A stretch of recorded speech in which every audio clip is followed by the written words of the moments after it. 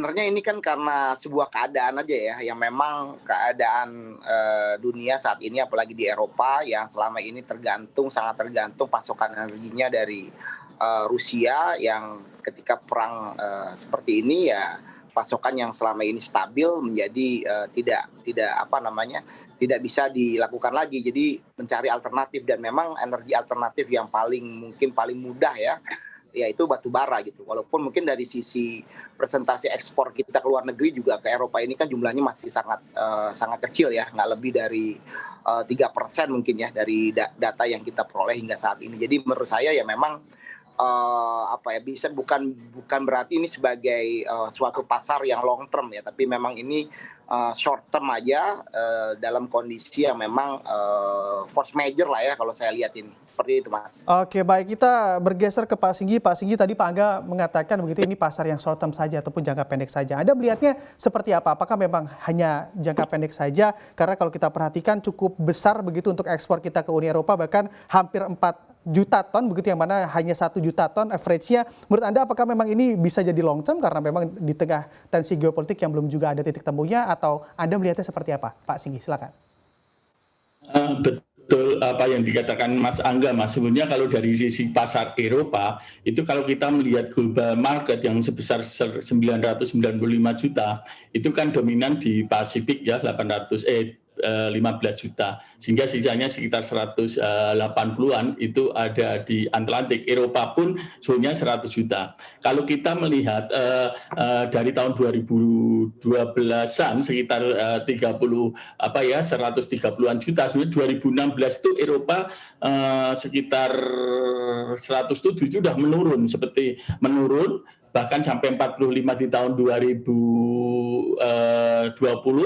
Lantas ini mau naik lagi, kembali lagi sekitar 2016 100. Tapi bahayanya seperti dia katakan Mas Angga benar adalah satu, kalau ini menjadi basis investasi kita menjadi salah. Karena apa? Sampai di tahun 2030 itu hanya sebatas Turki yang relatif tetap sekitar 30 juta ton. Maupun Jerman mungkin nantinya juga relatif. Tapi yang lain akan turun karena transisi mereka baik Nederland, Italia maupun Polandia itu akan menurun terus sampai 30. Sehingga menurut saya ceruk untuk mendapatkan market ini hanya sampai di tahun 2025-2026.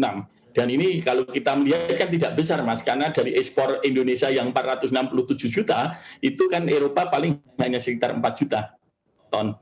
Oke, Ya. baik. Anda kita mengamati volumenya begitu ya, ekspor kita ke Uni Eropa dan juga sejumlah negara lainnya, di mana juga mengamati update-nya di mana perusahaan RWE begitu mengatakan bahwa kita akan mengurangi penggunaan batu bara dan akan beralih ke penggunaan energi yang lebih hijau yaitu gas. Menurut Anda kalau dilihat dari waktunya begitu ya hingga 2030 nanti, sebetulnya ini hanya pendek saja waktunya, bahkan 5 hingga 6 tahun saja begitu, agar memang batu bara kita masih menjadi primadona dunia.